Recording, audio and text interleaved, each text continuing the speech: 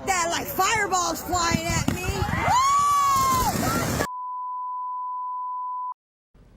A fun and festive night for people in West Michigan goes terribly wrong. Witnesses near downtown Allegan say a firework went awry and fired off into the crowd Monday night.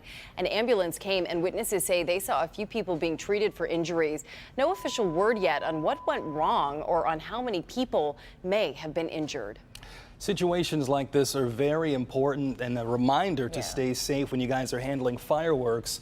And if you're lighting fireworks yourself, especially. And this morning, our safety expert, Darnell Blackburn, is here to discuss fireworks safety. And, you know, some of these things sound like common sense, but every year we need the reminder to help keep folks safe. We do. And first and foremost, I want to talk about when you can light them, because people don't realize that there's certain seasons for fireworks for Memorial Day, 4th of July. So for 4th of July, from June 29th until tonight, July 4th at 11:45 is when you can actually light fireworks. So that's the time frame. Of course, people often exceed that, but you can't get a ticket.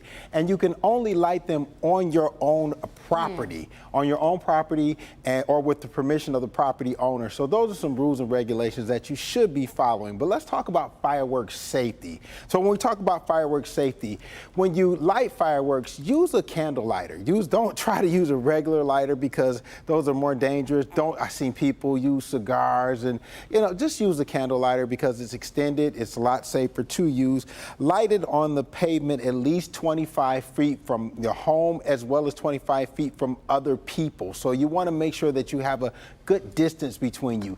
Keep a bucket or a water hose handy to douse out any flames that still may be existing, and douse those flames before you discard any fireworks. You don't want to put anything that could be possibly lit into a garbage can or something that could catch fire. And something that's super important, don't look down the barrel of the fireworks. Don't check. If you have one of those tubes, a lot of people often try to look. I mean, it's just so dangerous.